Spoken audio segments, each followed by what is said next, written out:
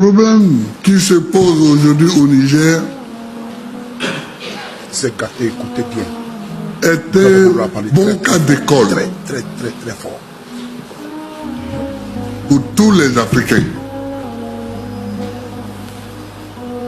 Pour tous les Africains. C'est un bon cas d'école.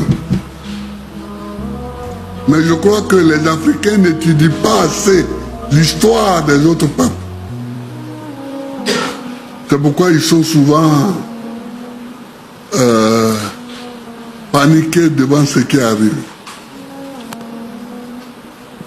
Les coups d'État, oh, il y en a beaucoup.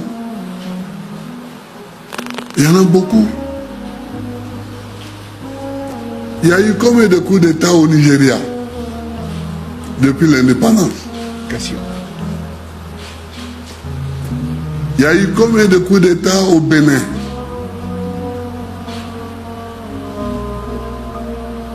Il y a eu combien de coups d'État au Togo?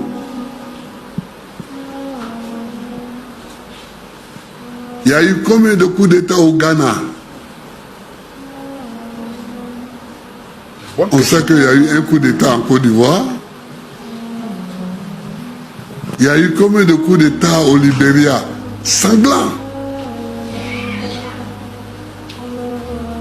Où les dignitaires du régime ont été fusillés au bord de la mer. En Sierra Leone, en Guinée,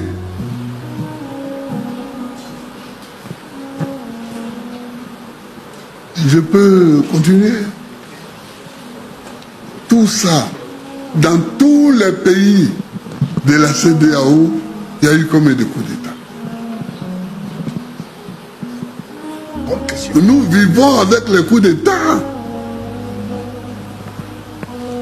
Les coups d'État font partie de nos agendas politiques. Il ne faut pas se mentir. Il ne faut pas se mentir et croire que parce qu'on a élevé la voix et qu'on dit qu'on va aller envahir le Niger militairement, on va mettre fin au coup d'État. C'est faux. C'est faux, effectivement. Ça, c'est la première chose que je voudrais affirmer. La deuxième chose que je vais affirmer, c'est que ceux qui disent qu'ils vont aller envahir le Niger, beaucoup d'entre eux sont des faiseurs de coups d'État.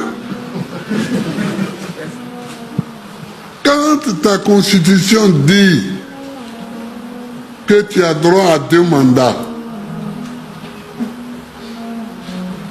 pas plus, et qu'au deuxième mandat, tu tripatouilles la constitution pour te faire un 3e mandat, puis un 4e, puis un 5e. Alassane Ouattara. Qu'est-ce que tu fais là? Alassane Ouattara. C'est pas un coup d'État ça? Voilà. C'est un coup d'État. Donc moi je vois des gens, il y en a même qui ont suspendu tous les partis d'opposition dans leur pays. Et puis viennent, on va aller en guerre pour mettre la démocratie au Niger. Et chez toi. Et chez toi. Et toi. Vous voyez? Donc, c'est un jeu de mensonges. Et c'est contre ça que je me révolte. Moi, je connais Bazoum. Bazoum, c'est mon copain.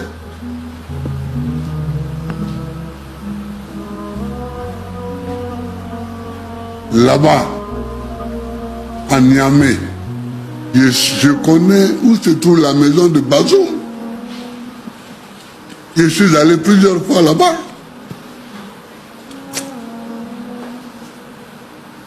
Et Youssouf est venu ici, chez moi. Et Ibeka du Mali est venu ici plusieurs fois. Il est allé voir ma maman au village. Et mon papa, il vivait encore au village. Mais je vous le dis, il ne faut pas mentir. Il ne faut pas mentir. On ment quand on laisse croire aux gens qu'on veut aller au Niger pour réinstaller Bazoum dans un fauteuil démocratique. Mais c'est faux.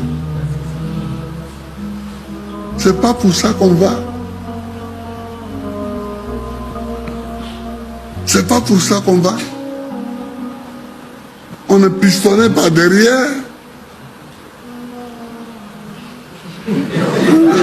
Pistonné par derrière pour aller faire un coup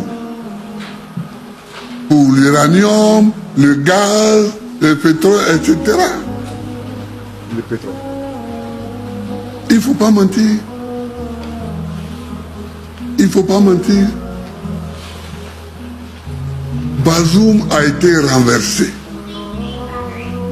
Il n'est pas le seul. Il n'est pas le premier à être renversé. Bazoum a été renversé. Bon. Ok. Il est renversé. Mais il faut se mettre en position pour discuter pour qu'il soit libéré. Faut qu'il soit libéré.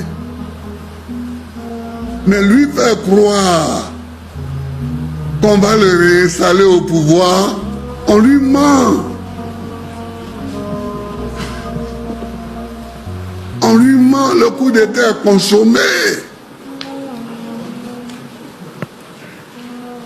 Moi, c'est ça qui est ma position.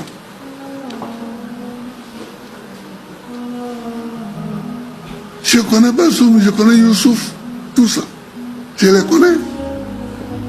C'est mes copains.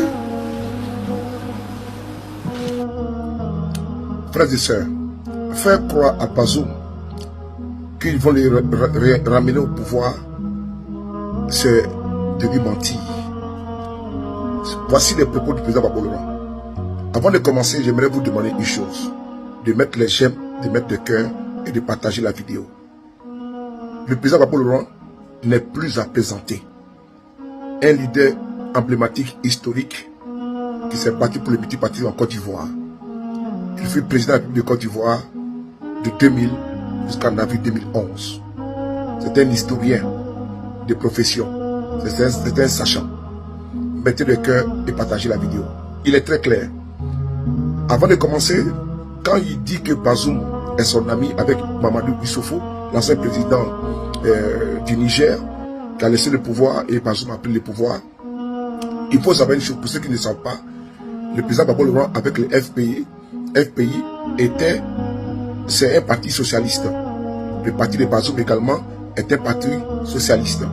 Et donc eux tous étaient membres de l'international socialiste. Donc c'est le club des partis socialistes du monde qu'on appelle l'international socialiste. C'est dans ces cadres-là qui se sont connus. Et Bazoum est venu en Côte d'Ivoire. Il a été en Côte d'Ivoire également plusieurs fois. Et le président Gbagbo Laurent est également parti plusieurs fois au Niger. Et il a connu Bazoum là-bas, il a connu le président Mamadou Issoufou et j'en passe.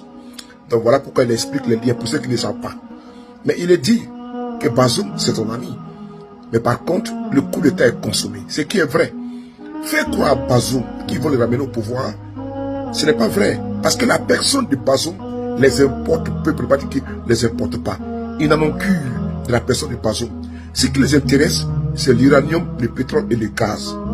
Et les chefs d'État qui aujourd'hui sont, comment dire, sur les grands chevaux, sur les piédestals pour vouloir envahir le Niger, sont Alassane Ouattara, Patrice Talon et Macky Sall, qui ne sont pas des personnes qui sont des modèles en matière de démocratie et en matière d'état de droit.